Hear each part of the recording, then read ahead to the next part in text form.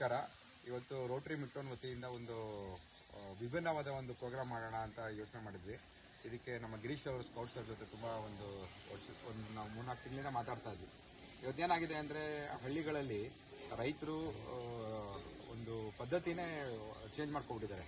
ಎಲ್ಲದು ಬೇಗ ಇಳುವರಿ ಬರಬೇಕು, ಬೇಗ ಇದು ಸಿಗಬೇಕು, ಬೇಗ ಬರಬೇಕು, ಫಾಸ್ಟ್ ಬರಬೇಕಂತಾಗಿ ಸುಮ್ಮನೆ ಅನ್ನೆಸೆಸರಿ ಗೊಬ್ಬರಗಳು ಅಥವಾ ಈ ಸೀಮೆ ಗೊಬ್ಬರಗಳು ಆ ಥರ ಹಾಕಿ ಫಲವತ್ತತೆಯನ್ನು ಹಾಳು ಮಾಡ್ತಾ ಇದ್ದಾರೆ. ಸೊ ಇವತ್ತಿನ ಕಾರ್ಯಕ್ರಮದ ಉದ್ದೇಶ ಏನು ಅಂತಂದರೆ ಹಳ್ಳಿಗಳಲ್ಲಿ ಜನರಿಗೆ ನಮ್ಮ ಗೊಬ್ಬರದ ಬಗ್ಗೆ ಮಾಹಿತಿ ಮತ್ತು ಸಾಯಿಲ್ ಫರ್ಟಿಲಿಟಿ ಅಂತ ಹೇಳ್ತೀವಿ. ಏನಾಗುತ್ತೆ ಅಂದರೆ ಸಿಕ್ಕಿದ್ದನ್ನೆಲ್ಲ ನಾವು ಹೇಳ್ತಾ ಹೋಗ್ತಾ ಅಂದರೆ ಈ ಸಾಯಿಲ್ ಒಂಥರ ವಿಷ ಆಗಿ ಕನ್ವರ್ಟ್ ಆಗ್ತಾ ಇದೆ.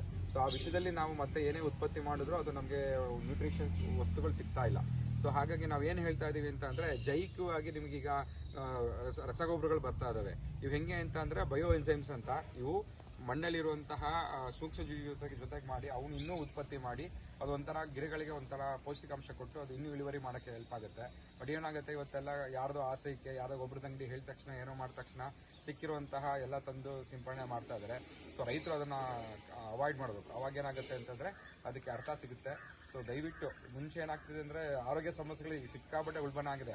ಇವತ್ತು ಕಾರ್ಲೆ ಆಗಿದ್ದು, ಅಂಕುರ ಆಗಿರ್ಬೋದು, ಇವತ್ತು ಒಂದು ಮಾದರಿ ಹಾಸ್ಪಿಟಲ್ ಆಗಿದೆ. ಯಾಕೆಂದರೆ ಹಾಸ್ಪಿಟಲ್ ಸುತ್ತಮುತ್ತ ಹಣ್ಣಿನ ಗಿಡ ಹಾಕಿದ್ದೀವಿ. ಯಾಕೆ ಅಂತ ಅಂದರೆ ಜನರಲ್ಲಿ ಗೊತ್ತಾಗಬೇಕು, ಮನೆ ಮುಂದೆ ಜಾಗ ಇದ್ರೂ ಒಂದು ಹಣ್ಣಿನ ಗಿಡ ಹಾಕೊಳ್ಳಲ್ಲ. ಯಾಕೆ ಅಂದರೆ ಅಯ್ಯೋ ಕಷ್ಟ ಅಂತ. ಬಟ್ ಇವತ್ತು ಹಾಸ್ಪಿಟಲಲ್ಲಿ ಎಲ್ಲ ನೌಕರರು ವೈದ್ಯಾಧಿಕಾರಿಗಳು ಸೇರ್ಕೊಂಡು ಎಲ್ಲ ಕೆಲಸ ಮಾಡ್ತಾ ಇದೀವಿ. ಇದನ್ನ ಏನಾಗುತ್ತೆ ಅಂತ ಅಂದರೆ ಪೇಷಂಟ್ ಅರ್ಥ ಮಾಡ್ಕೋಬೇಕು, ನಮ್ಮ ಏನು ಬೆಳೆಯುವಂಥ ಪದಾರ್ಥ ನಾವೇ ಬೆಳ್ಕೋಬೇಕು, ನಾವು ಅದನ್ನು ಯೂಸ್ ಮಾಡಬೇಕು ಅಂತ. ಅದು ಬೆಳಿಬೇಕಾದ್ರೆ ಜೈವಿಕಾಂಶ ಆಗಿರ್ಬೋದು, ದನದ ಕೊಡುಗೆ ಗೊಬ್ಬರ ಆಗಿರ್ಬೋದು, ಆ ಥರ ಜೈವಿಕಾಂಶವಂತಹ ಗೊಬ್ಬರಗಳನ್ನ ಹಾಕಿ ಬೆಳಿಬೇಕು ಅಂತ ನನ್ನ ಆಸಕ್ತಿ. ಇವತ್ತು ಮಿಟ್ಟೋನ್ ವತಿಯಿಂದ ಈ ಕಾರ್ಯಕ್ರಮವನ್ನು ಅಂದ್ಕೊಂಡಿದ್ದೀವಿ. ಗಿರೀಶ್ ಅವರು ಒಂದು 4 ಮಾತಾಡಬೇಕಾಗಿ ವಿನಂತಿ. ಎಲ್ಲರಿಗೂ ಕೂಡ ನಮಸ್ಕಾರ.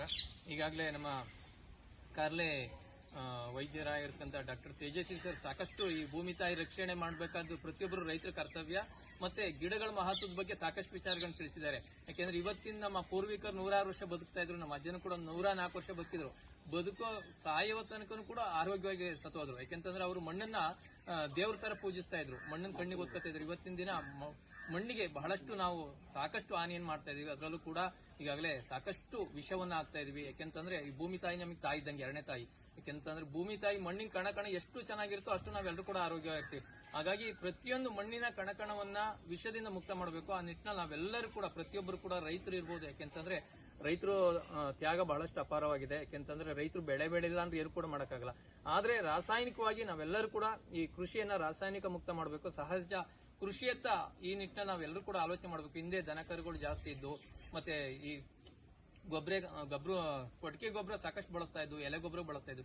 ಇವತ್ತಿನ ದಿನ ಅದನ್ನ ನಾವೆಲ್ಲರೂ ಕೂಡ ಮರೀತಾ ಇದ್ವಿ. ದಯಮಾಡಿ ಎಲ್ಲ ರೈತ ಬಾಂಧವರಲ್ಲಿ ಎಲ್ಲರಲ್ಲೂ ಕೂಡ ವಿನಂತಿ ಮಾಡೋದಿಷ್ಟೇ, ನಮಗೆ ಈ ಭೂಮಿ ತಾಯಿಯನ್ನ ಆರೋಗ್ಯವಾಗಿ ಇಡೋ ನಿಟ್ಟಿನಲ್ಲಿ, ಈ ಮಣ್ಣಿನ ಕಣಕಣವನ್ನ ವಿಷಮುಕ್ತ ಮಾಡುವ ನಿಟ್ಟಿನಲ್ಲಿ ಪ್ರತಿಯೊಬ್ಬರ ಆಲೋಚನೆ, ಚಿಂತನೆ, ಕರ್ತವ್ಯ ಆ ನಿಟ್ಟಿನಲ್ಲಿ ನಮ್ಮೆಲ್ಲರೂ ಕೂಡ ನಮ್ಮ ನಡಿಗೆ ಆಗ್ಬೇಕಾಗಿದೆ. ಆ ನಿಟ್ಟಿನಲ್ಲಿ ನಮ್ಮ ಮಿಡ್ ಟೌನ್ ವತಿಯಿಂದ ನಮ್ಮ ಡಾಕ್ಟರ್ ತೇಜಸ್ವಿ ಸರ್ ಮಾಡ್ತಿರತಕ್ಕಂಥದ್ದು ಕೆಲಸ. ಅದರಲ್ಲೂ ಕೂಡ ಕಾರ್ಲೆ ಮತ್ತೆ ಅಂಕುರ ಒಂದು ಈ ಆವರಣವನ್ನ ನೋಡಿದ್ರೆ ನಿಜವಾಗ್ಲೂ ಕೂಡ ಶ್ಲಾಘನೀಯ.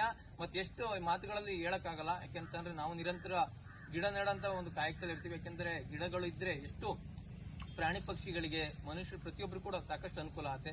ಆ ನಿಟ್ಟಿನಲ್ಲಿ ತೇಜಸ್ವಿ ಸರ್ ಅವರನ್ನ ಮತ್ತೆ ಅಂಕುರ ಎಲ್ಲ ಆಸ್ಪತ್ರೆಯವ್ರನ್ನು ಕೂಡ ನಾನು ಹೃದಯಪೂರ್ವಕವಾಗಿ ನಮಸ್ಕಾರ ಮಾಡ್ತೀನಿ. ಇಂಥ ಆಲೋಚನೆಗಳು ಪ್ರತಿಯೊಬ್ಬರಲ್ಲೂ ಬರಲಿ. ಮಣ್ಣಿನ ಕಣಕಣವನ್ನು ಉಳಿಸುವ ನಿಟ್ಟಿನಲ್ಲಿ ನಾವೆಲ್ಲರೂ ಕೂಡ ಸಾಗೋಣ ಅಂತ ಹೇಳ್ತಾ ಇದ್ದೀನಿ ಸರ್. ಅವಕಾಶ ಕೊಟ್ಟಿದ್ದಕ್ಕಾಗಿ ಎಲ್ಲರೂ ಕೂಡ